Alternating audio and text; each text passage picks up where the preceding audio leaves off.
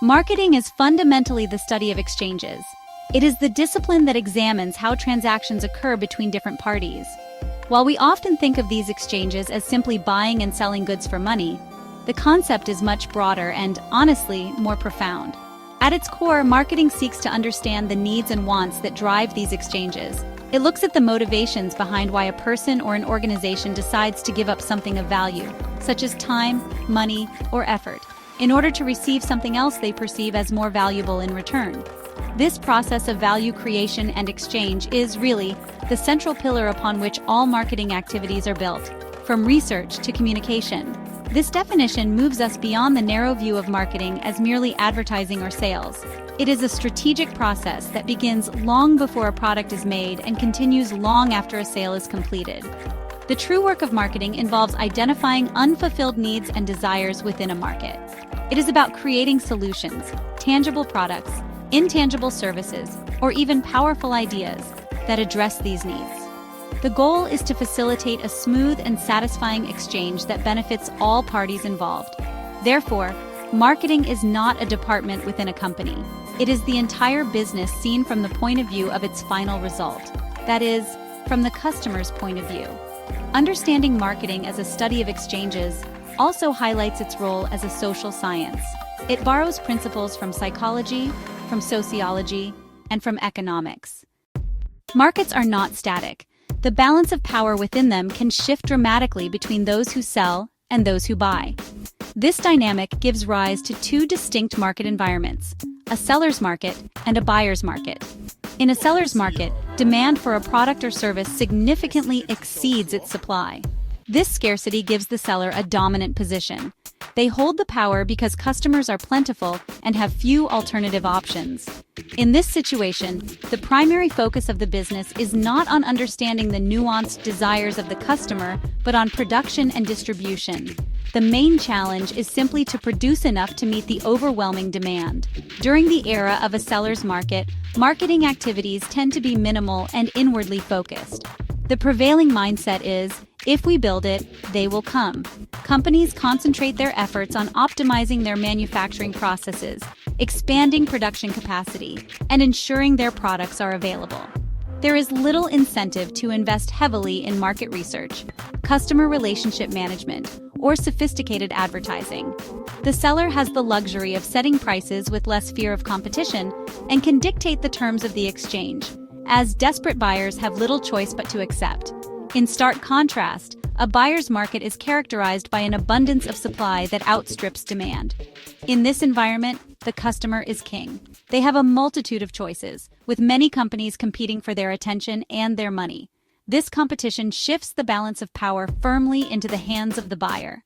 If a customer is not satisfied with one company's offering, price, or service, they can easily switch to a competitor.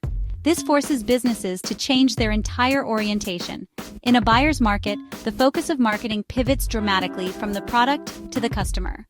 The central question is no longer what can we make, but rather, what does our customer want? The product-centric orientation, often called an inside-out approach, is a business philosophy that places the utmost importance on the product itself.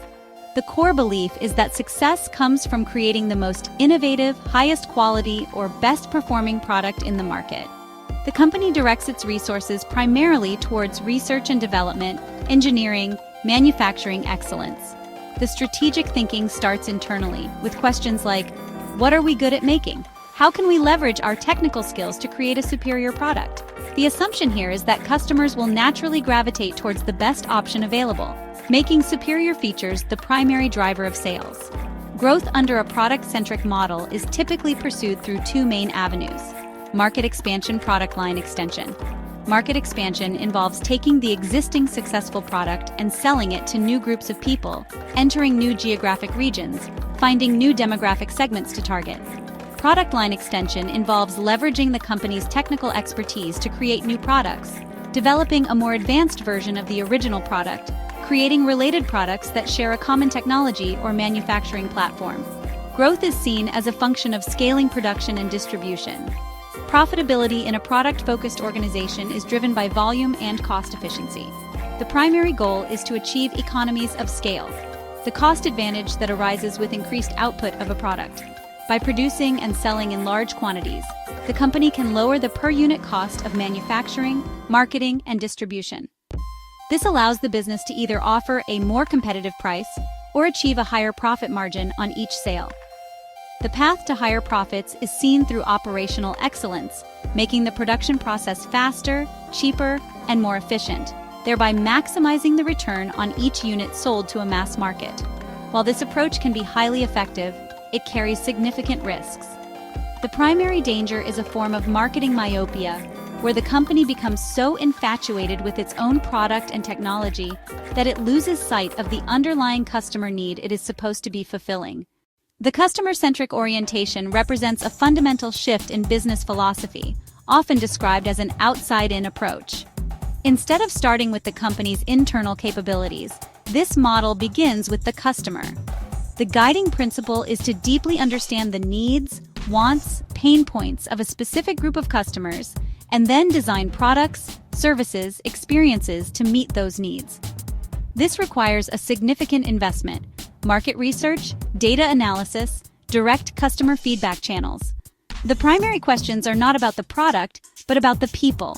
Who are our customers? What problems are they trying to solve? How can we create superior value for them? A cornerstone of customer-centric marketing is the practice of market segmentation, targeting, positioning. Businesses recognize that they cannot be all things to all people.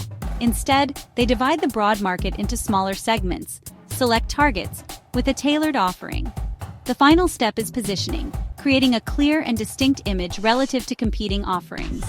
The goals of a customer-focused approach differ significantly. While sales volume is still important, the primary objectives revolve around building long-term customer relationships. Key metrics include customer satisfaction, customer loyalty, customer lifetime value. The aim is not just to make a single sale, but to create a customer for life who will purchase repeatedly over time. This requires a continuous effort to deliver value and maintain a positive relationship, turning a transactional exchange into a relational one. The business seeks to win a larger share of wallet from each customer, rather than just a larger share of the overall market. Profitability in a customer-centric model is driven by different levers. Because the offering is tailored to meet specific needs, the company can often command a premium price, as customers are willing to pay more for a perfect fit. Retaining existing customers is significantly less expensive than acquiring new ones, so high loyalty rates directly translate to lower marketing costs. Loyal customers also tend to buy more frequently, cross-selling, upselling, leading to sustainable growth built on deep customer equity. Moving beyond just being customer-focused, the experience orientation acknowledges that customers do not just buy products or services, they buy the entire experience surrounding them. This holistic view means meticulously managing every single point of contact a customer has with the company, from the very first moment they become aware of the brand to the post-purchase support and beyond. This entire sequence of interactions is known as the customer journey. Navigating the company website, speaking with a sales representative, using the product, contacting customer service contributes to the customer's overall perception of the brand and its value. The philosophy behind experience orientation is that the process is as important as the product. A customer might love a product, but if the purchasing process was difficult, the delivery was late, or the support staff was unhelpful, their overall experience will be negative. In today's hyper-connected world, customers can instantly share their frustrations on social media and online review sites.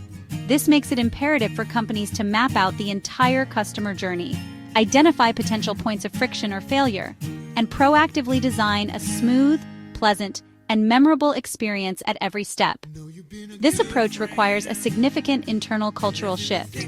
Managing the customer experience cannot be the sole responsibility of the marketing department. Managing the customer experience cannot be the sole responsibility of the customer service department. It demands cross-functional collaboration across the entire organization.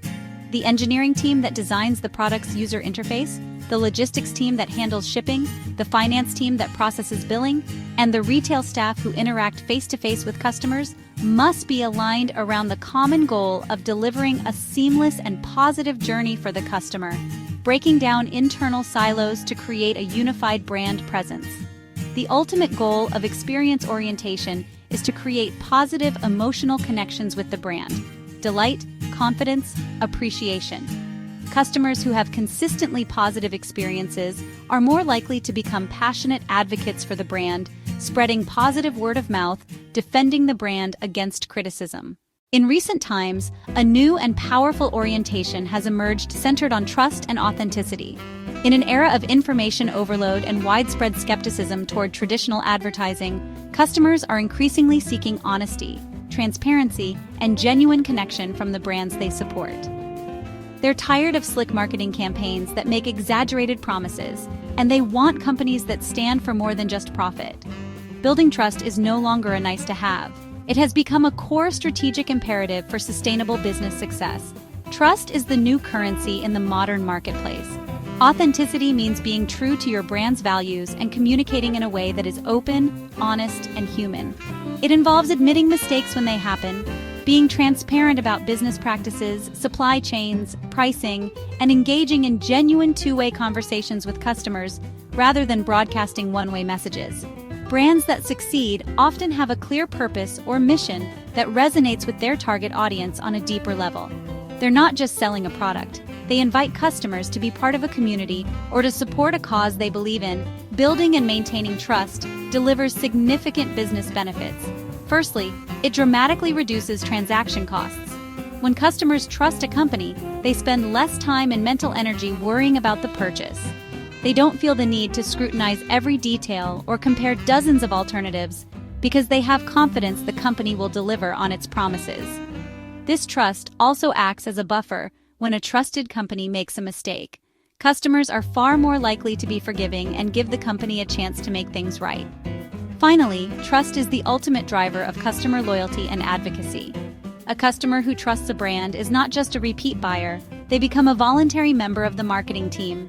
They recommend the brand to friends and family with genuine enthusiasm, write glowing online reviews, and defend the brand from detractors. This organic word-of-mouth marketing is incredibly powerful and cost-effective. Key metrics for this orientation focus on Net Promoter Score, willingness to recommend, customer retention rates, and the overall sentiment of online conversations about the brand. In a world of endless choice, the brands that win are the ones that earn our trust.